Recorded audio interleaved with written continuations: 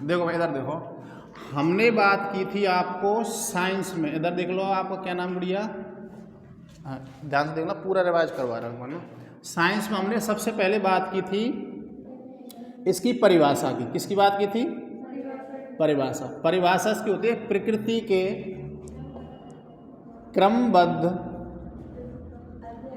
क्रमबद्ध अध्ययन से प्राप्त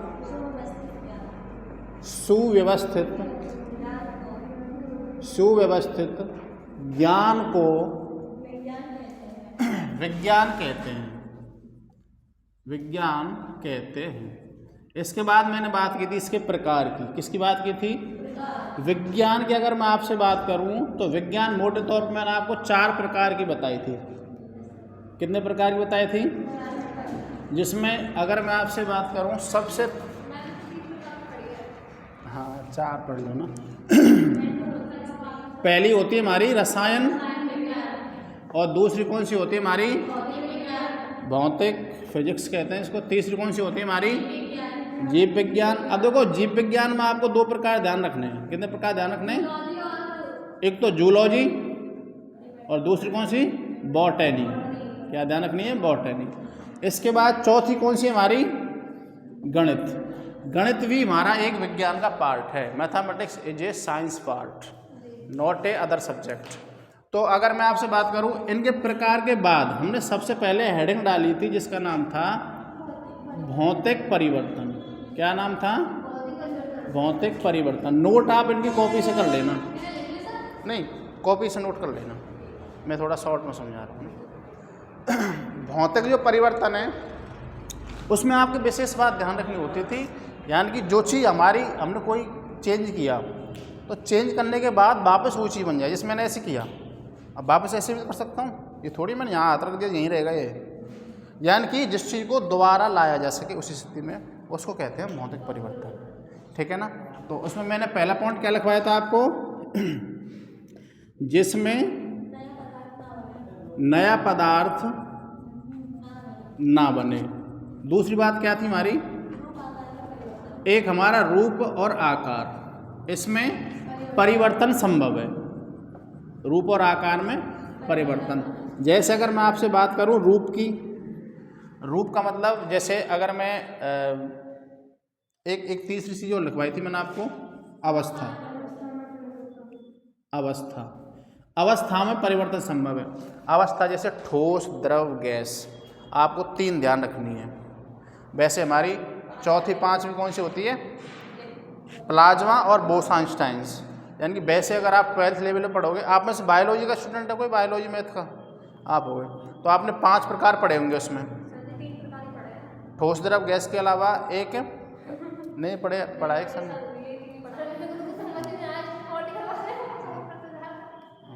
आ जाए। ठीक है ना। अवस्था का मतलब होता है जैसे ठोस, द्रव, गैस। जैसे में हमारी बर्फ है ना, बर्फ से पानी बना सकते हैं, पानी से वाष्प बना सकते हैं, वाष्प से क्या बना सकते हैं? वापस क्या बना सकते हैं? पानी। और पानी से क्या बना सकते हैं? बर्फ बना सकते हैं।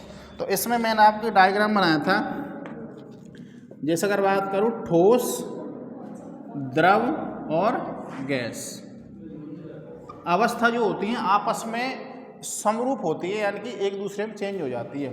जैसे अगर मैं ठोस के लूँ, बर्फ़ काम में लेता हूँ। क्या काम में लेता हूँ? बर्फ़। ठोस से अगर आपको द्रव में बदलना है, ठोस से अगर आपको द्रव में बदलना है, इस प्रक्रिया को क्या कहते थे? पिघलना या गलन बोल सकते हैं। पिघलना, या फिर इसको गलन शब्द भी ध्यान रख सकते हैं। अच्छा, द्रव के रूप में मैंने सपोज करो क्या बना दिया? पानी बना दिया। पानी से मुझे गैस बनाना है तो इसको क्या कहते हैं हम? वाष्पीकरण। क्या कहते हैं? वाष्पीकरण। अब मुझे गैस से द्रव बनाना है, क्या बोलते हैं इसको? संघनन। अब मुझे द्रव से ठोस बनाना है, इसको क्या कहते हैं हम? हिमीकरण या फ्रीजिंग कहते हैं इसको, हिमीकरण। आपसे पूछता है ठोस से द्रव बनने की प्रक्रिया क्या कहलाती है? पिघलना या गलन। द्रव से गैस में बदलना क्या कहलाता है? गैस से द्रव में बदलना क्या कहलाता है? द्रव से बर्फ में बदलना क्या कहलाता है? घनीकरण। इसमें ये पॉइंट आपको ध्यान में रखने हैं। अगर मैं सीधे ठोस से और गैस में चेंज करूं तो इसको क्या कहते हैं? इसको कहते हैं ऊर्ध्वपातन। क्या कहते हैं इसको? ऊर्ध्वपातन। आपसे पूछेगा कि कोई ठोस पदार्थ है, जैसे मैं नौसा दाल ले लेता हूँ, NH4Cl, sodium chloride, ammonium chloride, या धूप वगैरह लेता हूँ, उनको जलाते हैं, सीधे उसकी गैस ही तो बनती है, थोड़ी है वह द्रव में बदलता है। जैसे हमने मोमबत्ती वो जलाई अगरबत्ती पहले उसको जलाएंगे तो पानी बनेगा, पानी से फिर धुआं बनेगा, सीधा धुआं बनता है ना, पानी नहीं बनता है ना, उसको बता रहे हैं। ठोस से सीधा वो गैस में बदलता है। अगरबत्ती थी, हमने जलाई, वो सीधी गैस बनी और उड़ने लग गई, ठीक है ना। तो उस अवस्था को हम क्या कहते हैं? ऊर्ध्वपातन कहते हैं। क्या कहते हैं? ऊर्ध्वपातन। अगर मैं आपसे बात करूं, आपको गैस से और ठोस बनाना है, इस स्थिति क्या कहते थे हम? निक्षेपण। क्या कहते हैं? निक्षेपण। ये चीज़ आपको ध्यान में रखनी है। अगर मैं आपसे बात करूं, आपने LPG के बारे में सुना है, लिक्विड पेट्रोलियम गैस, CNG के बारे में सुना है आपने, संपीड़ित प्राकृतिक गैस। अगर CNG की बात करें, इसको बोलते हैं कंप्रेस्ड नेचुरल गैस। क्या बोलते हैं इसको? कंप्रेस्ड नेचुरल गैस, यानी कि संपीड़ित प्राकृतिक गैस। आपने देखा होगा, जैसे हमने किसी सिलेंडर में गैस भरवा ली और तुम उसको सिलेंडर को बजा के देखना, ऐसा लगता है इसके अंदर वो द्रव पदार्थ भरा हुआ है, ऐसा लगता है ना। यानी किसी भी गैस को कंप्रेस्ड, यानी कि दबाव देने पर वो किसी द्रव पदार्थ में बदल जाए, उसको ही कंप्रेस्ड बोलेंगे। अब हमने गैस भरवाई, अगर उसको हम खोलेंगे तो गैस निकलेगी, और उसको दबा के भरेंगे, कंप्रेस्ड के भरेंगे, तो क्या बन जाएगी? द्रव अवस्था में। यानी कुछ हमारे कार्बनिक पदार्थ ऐसे होते हैं जिनको एक फिक्स कंप्रेस्ड या दबाव पर डालने पर वो द्रव पदार्थ में बदल जाते हैं। अगर जैसे आपने सुना हो, जब हम पेट्रोलियम करते हैं, क्या करते हैं? पेट्रोलियम। तो पेट्रोलियम करते हैं तो आप पता है क्या निकलता है सबसे पहले? पेट्रोलियम हमारा भारत में कहाँ पे हो रहा है? बम्बई हाई में हो रहा है, इधर बाड़मेर में हो रहा है, मंगलम नाम का जो कुआं निकला है तेल का, ठीक है ना, वहाँ पे हो रहा है। अब पेट्रोलियम में क्या होता है? सबसे पहले जो हमारे जीवाश्म ईंधन होते हैं, जीवाश्म ईंधन जानते हैं क्या होता है? यानी कि आज से लगभग 300 मिलियन वर्ष पहले जो पदार्थ, जो जीव जंतु पेड़ पौधे दब गए थे, वो निश्चित ताप और दाब पर संघनित होकर और एक मैग्मा के रूप में बन गए। जो एक पदार्थ बना वो जीवों के पिघलने से बना, उसको जीवाश्म ईंधन कहते हैं। तो उस जीवाश्म ईंधन को हम पेट्रोलियम द्वारा निकालते हैं। अगर मैं आपसे बात करूँ ना, आज से जो NCERT के हिसाब से 300 मिलियन वर्ष, 300 लाख, मिलियन का मतलब होता है लाख, 10 लाख, यानी इतने वर्ष पहले हम तुम जैसे है ना, हमारा पूरा संसार है, पेड़ पौधा, गाय भैंस, पशु पक्षी ऐसे ही थे। तो कोई भी प्राकृतिक आपदा आई और सब नीचे दब गए। अब जैसे आज आप प्राकृतिक आपदा, हम सब दबे रह जाएं, अब जब हमारी खुदाई होगी तो ये सारी चीज़ निकलेंगी, लेकिन बहुत सारा ज़्यादा समय हो जाए तो पृथ्वी अंदर से गर्म होती है। आपको सर ने पढ़ाया होगा पृथ्वी के बारे में। पृथ्वी की अगर मैं आपसे बात करूं, जैसे मैं पृथ्वी को ऐसे काट दूं, ऐसे ऐसे, और इस काट को यहाँ पर रख लेता हूँ, ठीक है, ये रख लिया मैंने, सब कुछ करो। तो यहाँ पे तो पृथ्वी का होता है केंद्र। क्या होता है? केंद्र। इसको कहते हैं क्रोड़। क्या कहते हैं? क्रोड़। और इस वाले को कहते हैं पटल। क्या कहते हैं? पटल। यहाँ पे भाई साहब इतनी गर्मी होती है, इतना ताप होता है जिसको सीमा नहीं होती है। इतना ताप होता है कि लोहा भी अगर यहाँ पे होगा ना, वो भी द्रव अवस्था में पाया जाएगा। भाई लोहे को गर्म करेंगे, बहुत ज़्यादा गर्म करेंगे तो पिघल जाता है। यहाँ पर लगभग बहुत सारी चीज़ें द्रव अवस्था में पाई जाती हैं। तुम यहाँ पर जो भी चीज़ देख रहे हो ना, वो सारी प्रकृति से निकली हुई है। तुम कह कोई मार्कर भी प्रकृति से निकला हुआ है। प्लास्टिक कहाँ से निकली है? प्रकृति से निकली है। ये थोड़ी है भाई ये बरस गई थी। फ़ोन वगैरह में जो भी चीज़ धातु। और एक चीज़ और बता दो आपको मैं, इस दुनिया में, इस पूरे विश्व में जितनी भी धातु है ना, जितनी भी चीज़ें आप देखते हो, वो सारी की सारी चीज़ें हमारे शरीर में उपलब्ध हैं ऑलरेडी। आपने करंट के बारे में सुना है? हमें करंट क्यों आता है? लाइट पकड़ने पर लाइट क्यों आती है? क्योंकि हमारे शरीर में पानी है। और पानी में क्या होता है बताओ भाई? ब्लड है हमारे शरीर में, मोटे तौर पर सुनो, ब्लड में कौन होती है हमारी? आरबीसी, डब्ल्यूबीसी और प्लेटलेट्स। अगर प्लाज्मा को उसमें मिला दें तो ब्लड बन तैयार हो जाता है। आरबीसी में कौन होता है? आरबीसी में होता है हमारा लोहा। कौन होता है? लोहा। कितनी मात्रा होती है?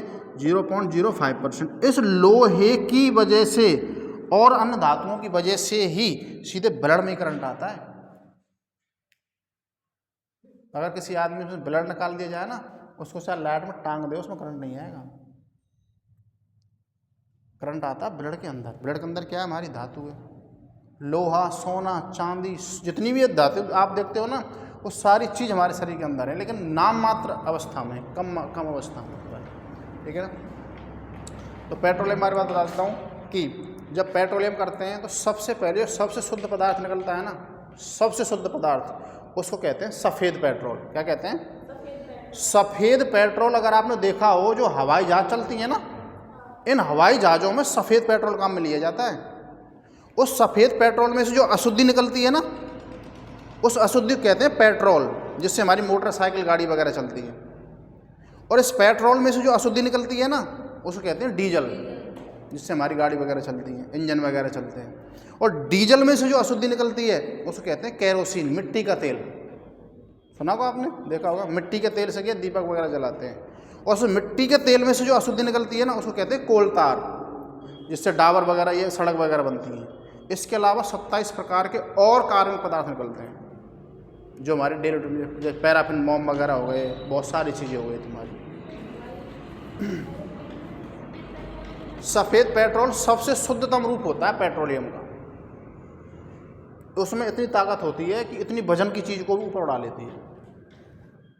तुमको इस बात का पता होगा, पेट्रोल में ताकत ज़्यादा होती है, डीजल में ज़्यादा होती है? पेट्रोल में, जिसमें आग जितनी ज़्यादा तेज़ी से लगती है ना, उतनी वो खतरनाक चीज़ होती है, काम की चीज़ होती है। सफ़ेद पेट्रोल में ज़्यादा आग लगती है। तुम कभी हवाई, जैसे एयरपोर्ट तुम कभी गए हो तो देखना, हवाई जहाज जब चलती है, आवाज़ कितनी करती है वो, क्योंकि उस सफ़ेद पेट्रोल के अंदर आवाज़ जब आग जलती है, भाई आग जो नोजल जो होता है, उसमें आग जलने के बाद ही प्रतिक्रिया होती है। इंजन वगैरह आपने देखा होगा, नोजल डीजल में आग लग के तभी चलता है वो। तो जो चीज़ जितनी ज़्यादा ताकतवर होगी ना, उसमें उतने ही अच्छे लेवल का ईंधन काम में लिया जाएगा। तो सबसे अच्छा ईंधन होता है तुम्हारा हवाई जहाज का, सफ़ेद पेट्रोल है वो। उसके बाद तुम्हारी गाड़ी वगैरह चलती हैं, ये पेट्रोल है। उससे कम पर तुम्हारा कौन है? डीजल है हमारा। फिर हमारा मिट्टी का तेल है। मिट्टी के तेल से भी इंजन चलाया जा सकता है और चलता है, कोई दिक्कत नहीं आती। ठीक है ना? तो आपको याद रख लेना, यहाँ पर तो हमारा सफ़ेद पेट्रोल, इसमें कौन? एयर, यानी कि हवाई जहाज लिख सकते हो आप। हवाई जहाज़ों में मैं बोल के लिखाऊंगा, अभी मत रखना ना। इसके बाद इसमें से अशुद्धि निकलती है, उसको क्या कहते हैं? पेट्रोल। और पेट्रोल किस में चलता है? हमारा गाड़ी वगैरह। और इसमें से जो अशुद्धि निकलती है उसको क्या कहते हैं? डीजल। डीजल से हमारी गाड़ी वगैरह चलती है, मोटरसाइकिल, बाइक वगैरह। और इसमें से अशुद्धि निकलती है, क्या बोलते हैं उसको? मिट्टी का तेल। क्या कहते हैं? मिट्टी का तेल। और इसके बाद हमारा कोल तार वगैरह, बहुत सारी चीज़ें निकाली जाती हैं। ठीक है ना? हाँ, वैसलीन इसमें से निकलती है। वैसलीन हो गए, 27 प्रकार के पदार्थ हैं, सारे निकलते हैं। ठीक है ना? तो ठीक है ना, ये नोट्स आप इनमें से लिख लेना, ये डेटो। ठीक है ना? इसके 17 एग्जाम्पल हैं, शायद 15-16 इतने भी, और जिस तरह सिस्टम से लिखा हुआ है लिख लेना और याद कर लेना। ठीक है ना?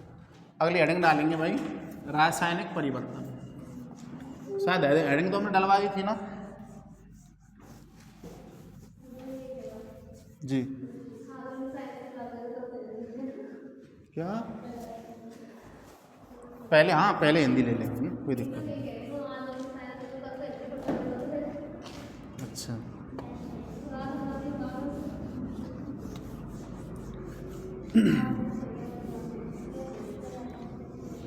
बस 5 मिनट बाद चालू करा देंगे हिंदी ना। हेडिंग डालेंगे रासायनिक जी परिवर्तन। एक कॉपी ले लेना बस, 20 रुपये वाली, क्या दिक्कत है? रासायनिक परिवर्तन, इसको बोलते हैं केमिकल चेंजेज। Chemical changes. इसमें लिखेंगे ऐसा परिवर्तन जिसमें कोई नया पदार्थ बनता है, जिसमें कोई नया पदार्थ बनता है, कॉमा रासायनिक परिवर्तन कहलाता है।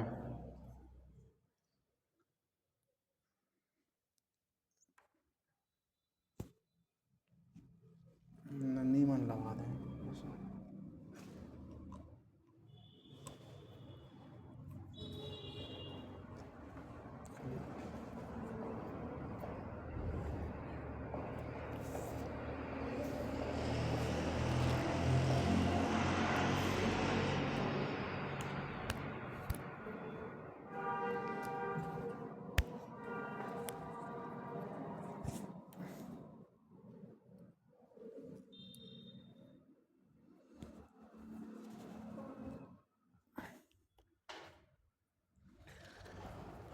कॉमा रासायनिक परिवर्तन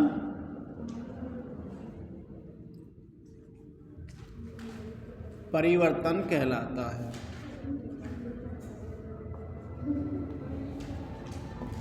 अब देखो इसमें एक पॉइंट लिख लो, इसमें नया पदार्थ वापस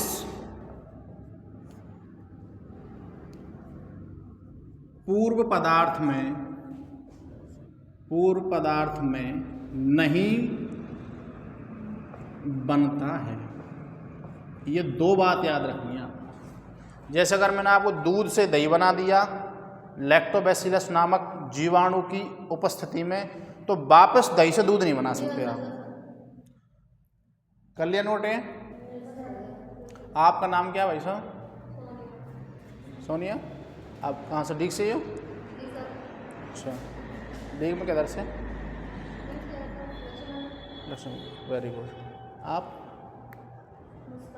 मुस्कान। डीग से? लक्ष्मण मंदिर। अच्छा अच्छा, खास बहन है दोनों। तो अभी 12th किया है आपने ना? चल कौन से स्कूल से किया था? Very good. ठीक है भाई। अब देखो इसमें आपको छोटी मोटी चीज़ें एक्स्ट्रा याद रखनी है। अगर मैं आपसे बात करूं, एक हमको ध्यान रखना है अभिकारक। क्या ध्यान रखना है? अभिकारक जी। अभिकारक का मतलब क्या होता है? इसका दूसरा नाम होता है हमारा क्रियाकारक। क्या नाम होता है इसका? क्रियाकारक। यानी कि ऐसा पदार्थ जो रासायनिक अभिक्रिया में भाग लेता है। क्या होता है? वह पदार्थ, हाँ तत्व भी याद रख सकते हो, वह पदार्थ या तत्व जो रासायनिक अभिक्रिया में भाग लेते हैं या भाग लेते हैं, अभिकारक कहलाते हैं। अभिकारक कहलाते हैं। यानी कि जैसे सपोज करो मैं फॉर एग्जाम्पल आपसे बात करता हूँ, उदाहरण के रूप में मैंने आपको एक तो कार्बन ले लिया और एक ऑक्सीजन ले लिया, तो क्या बन जाता है हमारा? CO2 बन जाता है ना। लेकिन ये बना कैसे, इस बात को थोड़ा समझो। बना कैसे इसको समझो एक बार। हो गया नोट है?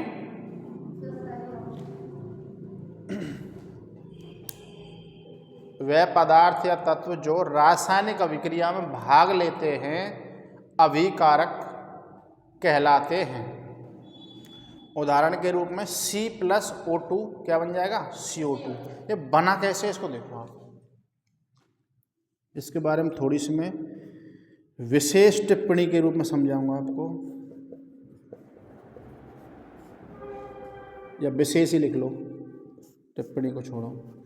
आपने इलेक्ट्रॉनिक विन्यास के बारे में सुना है? इलेक्ट्रॉनिक विन्यास। इलेक्ट्रॉनिक विन्यास का सूत्र क्या होता है भाई? 1s2, 2s2, 2p6, 3s2 इस तरीके से होता है हमारा। कार्बन की बात करूं तो कार्बन हमारा कौन से क्रम पे आता है? Hydrogen, helium, lithium, beryllium, boron, carbon कौन से नंबर पे आता है? 6वें नंबर पे आता है। कौन से नंबर पे आता है? और मैं इसका इलेक्ट्रॉनिक विन्यास निकाल रहा हूँ। क्या निकाल रहा हूँ इसका? इलेक्ट्रॉनिक विन्यास। तो क्या हो जाएगा? 1s2, 2s2 और 1s2, 2s2, 2p। अब इसमें आपको कितने चाहिए? आपको हमारे पास कितने सारे इलेक्ट्रॉन? 6। 2 हमारे यहाँ पे आ गए। यहाँ पे कितने बचेंगे हमारे? 2 ही तो बचेंगे। नई बात समझ में आगे समझ में? आपको ये वाला सूत्र याद रखना है। 1s2, 2s2, 2p6, 3s2, ठीक है ना। इसके बाद 3p6, 4s2, ऐसे चलता है तुम्हारा, लेकिन तुम यहाँ तक ही याद रखो, ठीक है ना। यानी कि जो कोई भी हमारा तत्व होता है ना, उसकी जो पहली कक्षा होती है, उस पहली कक्षा के एस कक्षा में मात्र 2 इलेक्ट्रॉन आते हैं। दूसरी जो कक्षा होती है उसके अंदर हमारे पी के अंदर 6 इलेक्ट्रॉन आते हैं। और इसके बाद जो अगली आती है हमारी, जिसको डी कहते हैं, उसमें हमारे कितने आते हैं? 10 इलेक्ट्रॉन आते हैं। और अगर मैं आपसे बात करूं एफ की, तो एफ में आते हैं हमारे कितने? 14 इलेक्ट्रॉन।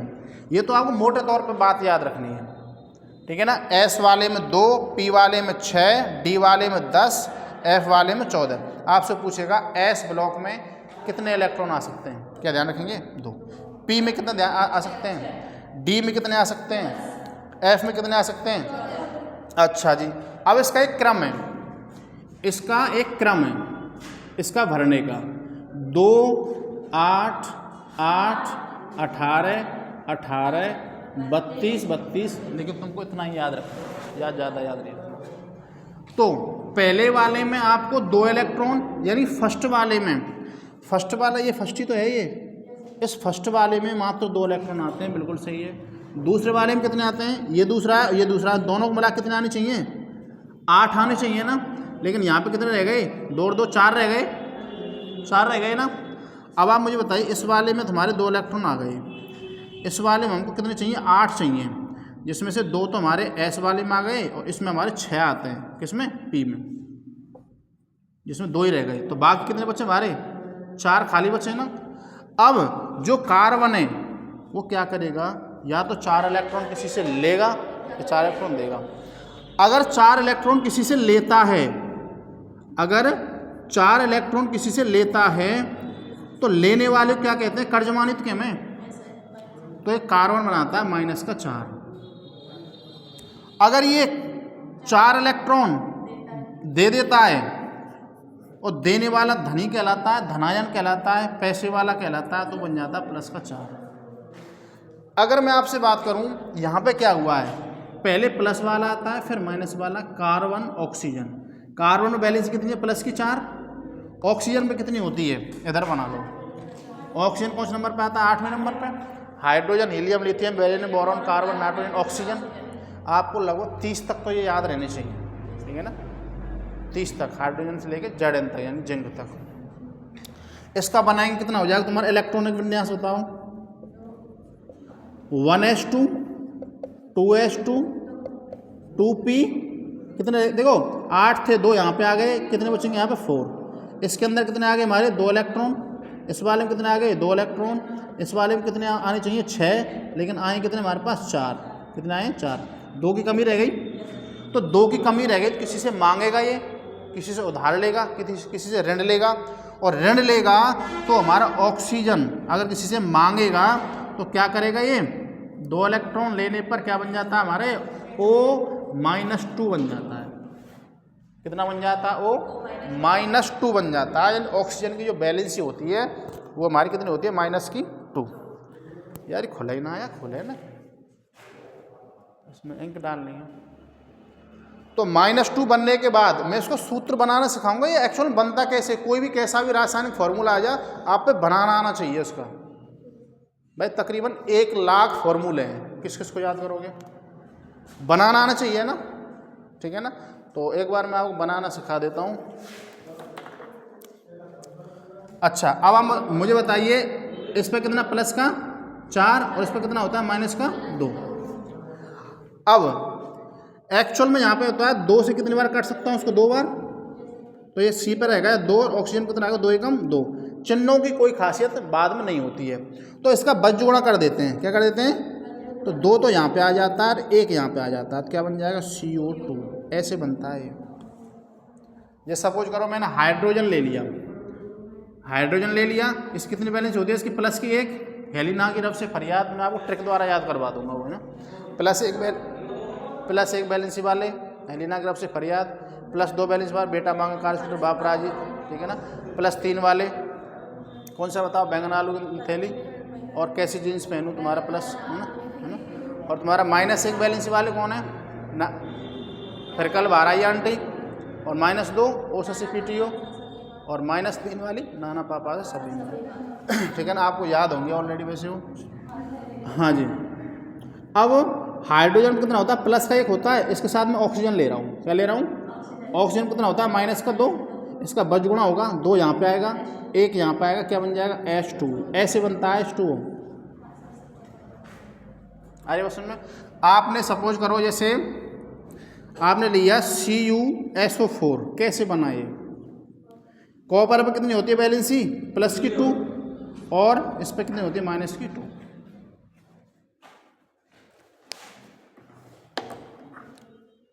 अच्छा, अब आप मुझे बताइए यहाँ पर माइनस का 2 है, यहाँ पर प्लस का, दोनों 2 एकम 2 कट जाएगा तुम्हारा ये, और कट जाएगा तो क्या बचेगा बताओ? CuSO4। अब जो SO4 है एक संयुक्त कंपाउंड है। कैसा है? संयुक्त जो कंपाउंड होता है ना, उसमें जो बैलेंसी होती है उसकी होल पावर लगाई जाती है। तो इस पर अगर आप 9th क्लास में अगर आपने पढ़ा हो तो इस पर संयुक्त पावर कितनी होती है? माइनस की 2 होती है। कितनी होती है? माइनस की 2। तो हेडिंग डालेंगे सबसे पहले रासायनिक परिवर्तन, ये दोनों पॉइंट लिख लिया आपने। अगला पॉइंट लिखेंगे अभिकारक। अभिकारक में लिखेंगे वह पदार्थ या तत्व, वह लिख लिया, हाँ। दूसरे हेडिंग डालेंगे उत्पाद, क्रियाफल।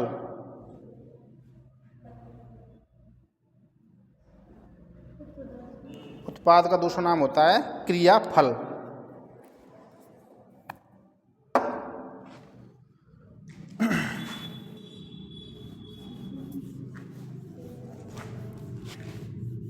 देखो,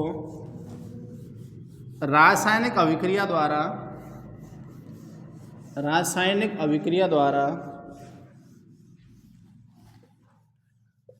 जो नया पदार्थ बनता है, रासायनिक अभिक्रिया द्वारा जो नया पदार्थ बनता है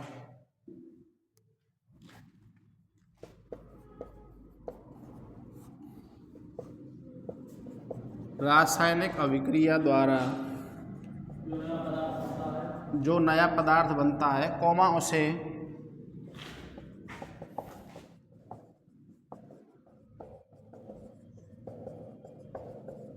उत्पाद कहते हैं।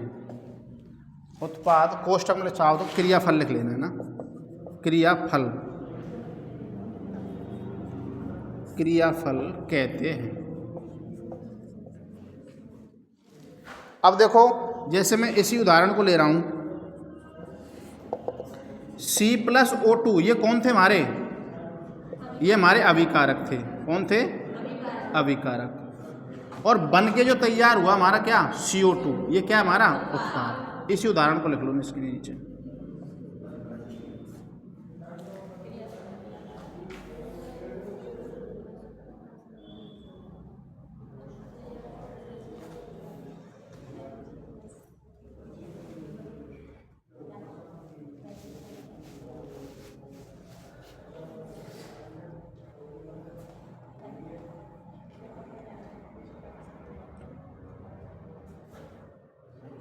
नया आया आप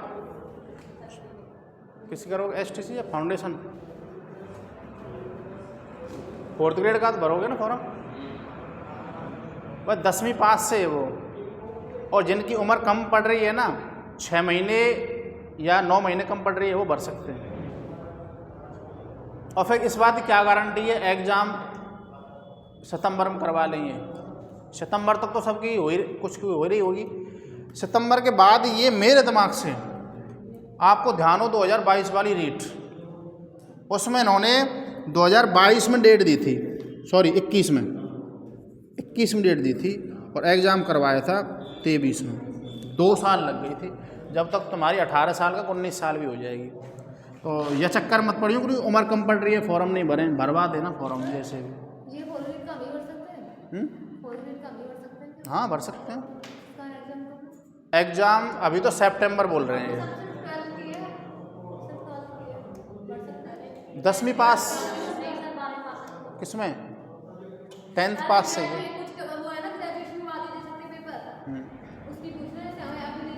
सीटी वाले की बोल रहे हो क्या?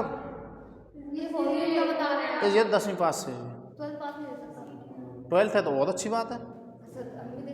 हाँ दे सकते हैं, फॉर्म भरना जरूर है ना। हाँ भाई यहाँ तक बात समझ में आएगी। अगला कौन डालेंगे? तत्वों के नाम सब पे आते हैं ना भाई?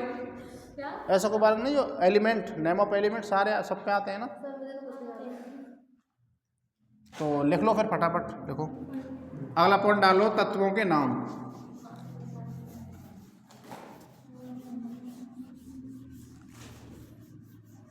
फटाफट लिख लो इनको है ना।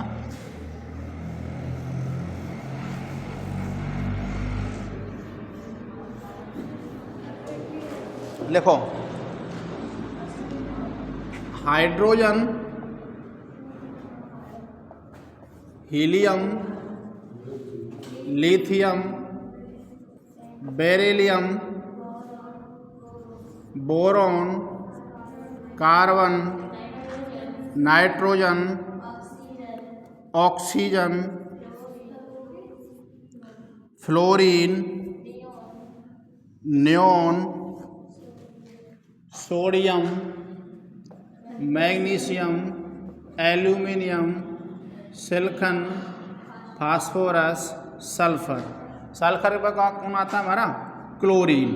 फिर आर्गन, आर्गन के बाद कौन आता है? पोटेशियम। फिर कैल्शियम, उसके बाद स्कैंडियम, फिर टाइटेनियम, फिर वेनेडियम, फिर क्रोमियम। कौन आता है? क्रोमियम। फिर मैग्नीज, फिर आयरन, फिर कोबाल्ट, फिर निकेल, फिर कॉपर, उसके बाद जिंक। इनका आपको क्रम याद रहना चाहिए, डायरेक्ट 30 तक याद सबको रहने चाहिए। इसका नाम लिख लो आप, hydrogen, helium, lithium, beryllium, boron,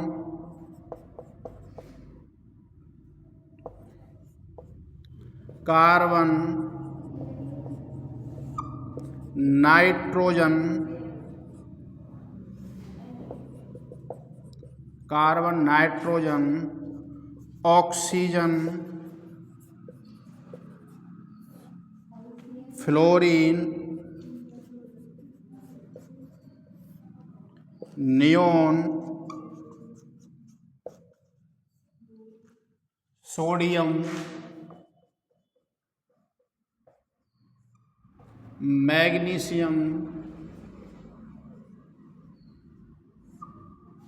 aluminium,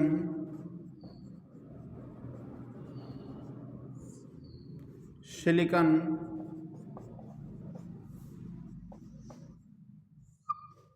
phosphorus, sulphur,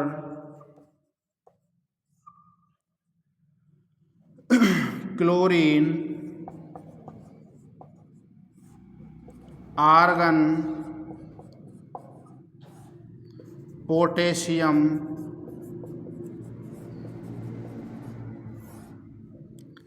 calcium,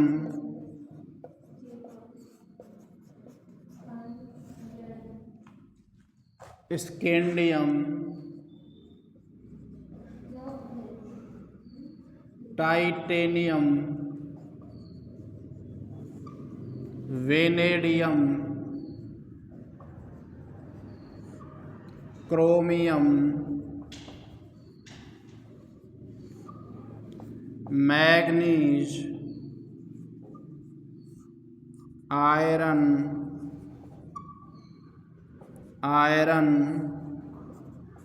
cobalt, nickel, copper और जिंक। इनका परमाणु क्रमांक के क्रम के हिसाब से ध्यान रखना है आपको। 10 पे नियोन, 11 है, 12 है, 13 है, 14, 15, 16, 19, 20, 21, 22, 23, 24, 25, 26, 27, 28, 29 और 30। ये सबको याद होनी चाहिए। इनमें से पूरा तुम्हारा केमिकल चेंजेज का कोई भी फॉर्मूला इससे बाहर नहीं आता है। कोई भी कैसा भी एग्जाम हो, इनसे बाहर वो आपसे नहीं पूछेगा, एक सिर्फ फर्स्ट ग्रेड को छोड़कर। अगर वो केमिस्ट्री से फर्स्ट ग्रेड कर रहा है उसमें ज़रूर इससे ऊपर की चीज़ें पूछी जाती हैं।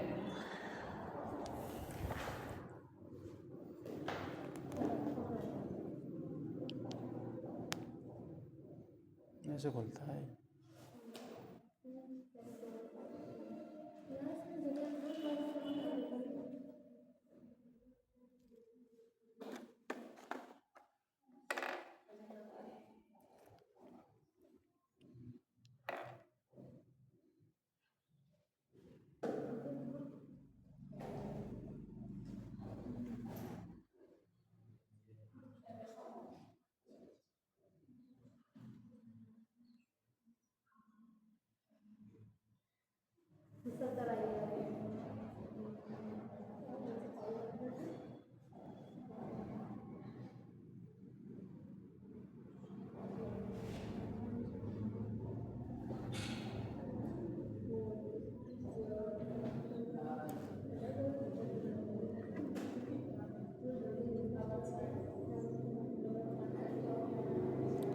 हाँ भाई, एक साथ नाम बोलेंगे इनके। फर्स्ट पे कौन आता है, सेकंड पे, थर्ड पे, अगला, अगला, अगला, अगला, अगला, अगला, अगला, अगला, अगला, अगला, अगला, next, next, next, next, next, next, next, next, next, next, next, next, next, next, next, next. Very good. अब इनका आपको नॉमिनेशन, मैं आपसे पूछूं एल्युमिनियम का परमाणु क्रमांक कितना होता है? मैं आपसे पूछूं जिंक का परमाणु क्रमांक कितना होता है? क्रोमियम का परमाणु क्रमांक कितना होता है? 24। मैग्नीज का परमाणु क्रमांक कितना होता है? अब सुनो मेरी बात। अगर मैं आपसे मैंने आपसे पूछा कि क्लोरीन की वैलेंसी कितनी होती है? क्लोरीन की संयोजकता वैलेंसी जो होती है माइनस प्लस कितनी होती है? बनाना सीखना है, ठीक है ना? और वैलेंसी क्लोरीन कौन सा नंबर पे आता है? 17वें पे 1s2 2s2 2p6 3s2 3p6 कितने हो गए? 2 और 2 4 18 ज़्यादा हो गए ना? कितने रह जाएंगे यहाँ पे? 5 और हाँ, तो इसमें कितने आते हैं हमारे? 6 आते हैं ना? और कितने रह गए इसके अंदर? 5। तो एक इलेक्ट्रॉन क्या करेगा? ये किसी से मांगेगा, एक इलेक्ट्रॉन किसी लेगा, क्या बना लेगा? क्लोरीन माइनस का 1 बना लेगा, ठीक है ना? अब निकालो तुम हिंदी, ठीक है ना? ये कर लिया नोट्स हमने। अब निकालो आप हिंदी, और कल ये याद करके आना, मैं आपसे बैलेंस निकलवाना सिखाऊंगा। ये सर हमको तो ऐसे सिखाए थे, 4 बोलते हैं, फोड़े से क्या बोलते हैं मुझे याद नहीं, लेकिन PALML का नाम होता है,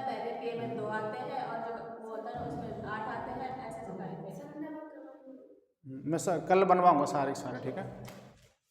इसमें से एक क्वेश्चन हर साल आता है इसलिए। हाँ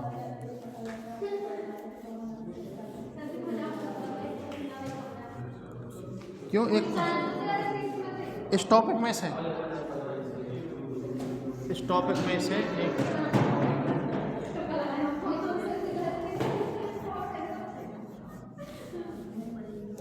इस टॉपिक में से एक क्वेश्चन आता ही है।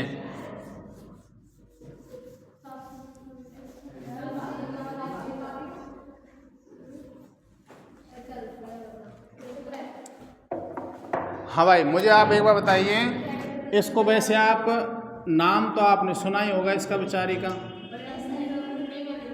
है ना? क्या नाम इसका? हिंदी। आपको पता है कि हिंदी की हिस्ट्री क्या है? आपको हिंदी की हिस्ट्री पता है थोड़ा बहुत कि ये कैसे आई थी? इसकी जो संस्कृत से आई। संस्कृत किससे आई है? वेदों से। अच्छा, वेद कहाँ से आए हैं? कौन सी भाषा से आए हैं? एक्चुअल में क्या था, मैं तुम्हें समझाता हूँ। हाँ, लिपि तो वो देवनागरी वो अलग चीज़ है ना। हाँ सुनो बस, है ना। देखो, अगर मैं आपसे इसकी हिस्ट्री की बात करता हूँ, इसके इतिहास की बात करता हूँ, तो आज से लगभग हजारों वर्ष पहले, ठीक है, लाखों नहीं कहेंगे हम, हजारों वर्ष पहले जितने भी ऋषि मुनि थे, सपोज करो कोई ऋषि है, कौन है? ऋषि या मुनि है, और उसको जैसे ऋग्वेद याद है। कौन सा वेद याद है? ऋग्वेद उसने लिख दिया, सपोज करो। लिखने के बाद वो याद करवाना है राम राम सा, और बढ़िया बोले। हाँ, अब उसको याद कराने के लिए वो अपने शिष्य को, जो उसका शिष्य रहता था, चेला, उसको वो क्या करता था, अपने मुँह जबानी उसको कंठस्थ करवाता था। क्या करवाता था? कंठस्थ करवाता था, यानी याद करवाता था। अब सपोज करो मैं आज से 50 साल पहली बात कर रहा हूँ। जैसे सपोज करो ये आज से जैसे 100 साल 500 साल पहले ये ऋषि है कोई, इसका चेला ये है, इसने पूरा